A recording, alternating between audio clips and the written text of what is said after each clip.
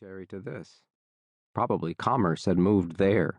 Tool town, food city, furniture world, carpet village.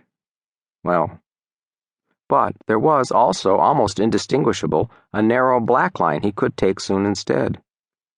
He thought at first that it led nowhere, but no, it went on, faltering, seeming at first almost forgotten by the map-maker and the ganglia, but then growing clearer in the northward emptiness, and coming very near a town Smoky knew to be near Edgewood. That one, then. It seemed a walker's road.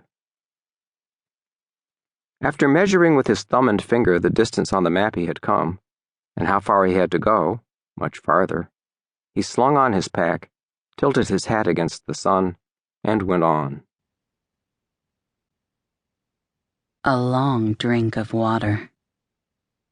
She was not much in his mind as he walked, though for sure she hadn't been far from it in the last nearly 2 years he had loved her.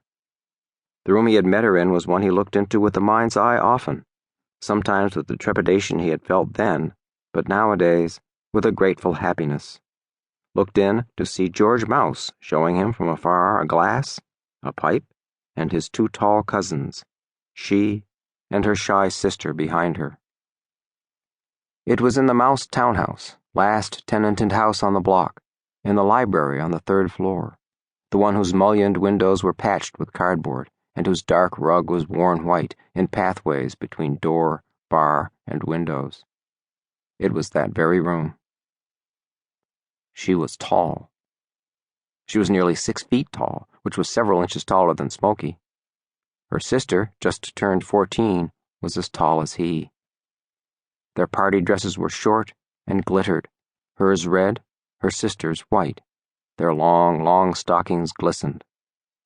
What was odd was that tall as they were shy, especially the younger, who smiled but wouldn't take Smoky's hand, only turned away farther behind her sister. Delicate giantesses.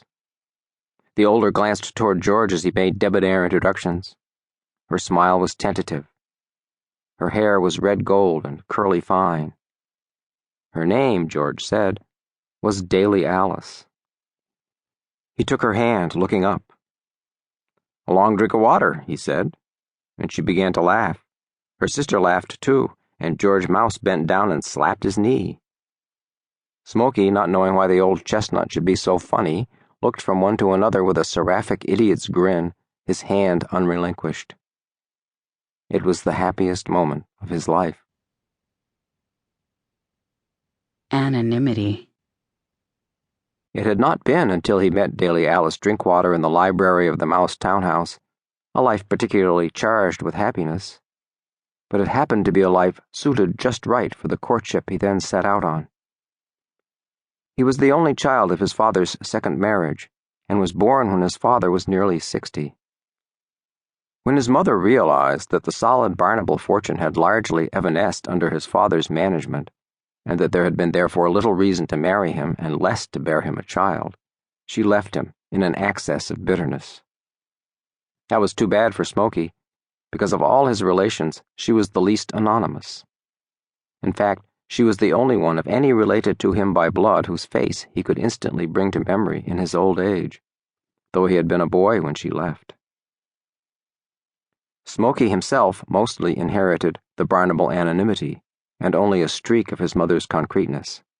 An actual streak, it seemed to those who knew him, a streak of presence surrounded by a dim glow of absence. They were a large family. His father had 5 sons and daughters by his first wife.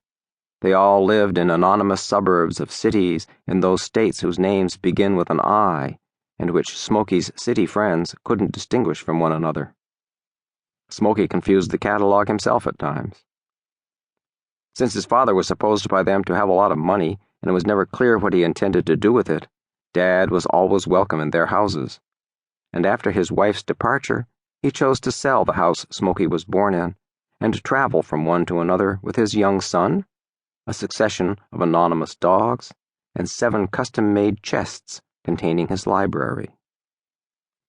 Barnable was an educated man, though his learning was of such a remote and rigid kind that it gave him no conversation and didn't reduce his natural anonymity at all. His older sons and daughters regarded